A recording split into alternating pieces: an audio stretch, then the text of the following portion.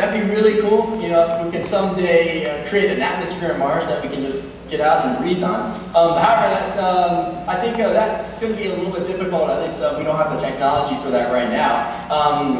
Just because the planet is really, really big, and right now there's not really any atmosphere on Mars, like 1% of the Earth's atmosphere. But you know what?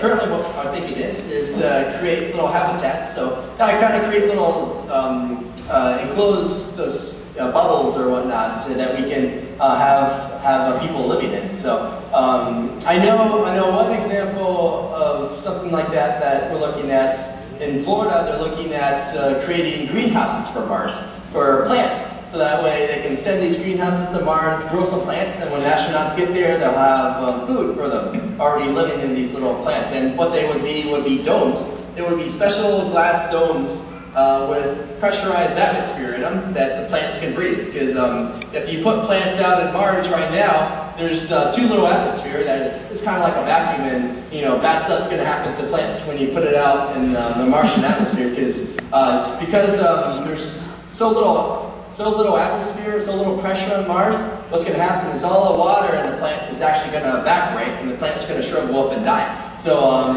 you can't just stick a plant out there, even though there's carbon dioxide and stuff out there. You would have to have it pressurized in a little bubble, in a little greenhouse, and be able to have the plant grow inside there. And that's probably what you would have humans living in, maybe a pressurized vessel, a pressurized bubble, or something like that, that you can live and breathe in. So that's currently what I think it is. Paula, we have one last question for you. Great. My name is Lane Brunson, and I go to Burns Middle School, and our question is, what effects does the atmosphere and soil content have on the materials used to construct the robot on Mars? Will it survive the conditions on Mars, and how long? Good question. So soil content, like I mentioned in the past, the real thin atmosphere allows temperature to go up and down quite a bit, so that affects it a lot. And also all the dust, all the little particles on the ground, the dust causes problems. We have to have everything sealed because we don't want it to get inside. And we don't want dust to get on the solar panels to block out the sunlight. So all those things are really important.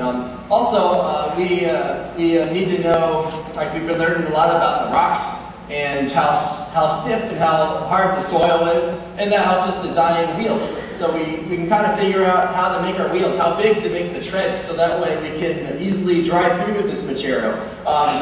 You might remember a couple of years ago where robots actually got stuck in sand. So that's causing a big problem, and we've learned a lot about what kind of materials the rover can get stuck in and how to avoid them, and also how to drive the robot to get unstuck out of sand. So that definitely affects the type of engineering that we have to do to be able to design these rovers to work in these different conditions and on these different types of rocks and stuff like that. And also, what's in the atmosphere, what's in the rocks determines kind of what kind of science we want to do. So based on the rocks, like how strong they are, how tough they are, we design our drills to be able to drill through these tough rocks. If it was something softer, then we can, for example, we don't have to have the strong motors and strong drills, but we know the rocks on Mars are really hard, real hard to salt, like volcanic rocks, real hard rocks. So we have to design our drills to be real strong and be able to drill through those things. And also, know what kind of instruments we can use on these rocks. Whether we use microscopes or little microimagers or x-rays on the rocks to be able to look through them and figure out what's in them. All this information on the type of material that the rocks are made out of really affects what we can do and what kind of science we can do. Yeah. All right. That was it. Good questions. If you have anything else that you'd like to add this evening? Just to say it was great to have the chance to come down here. Thanks for inviting me, and good luck all you guys with your best competition. I'm sure you guys are going to be great, and make sure, hopefully you guys will learn a lot, because surprisingly, everything that you do here is really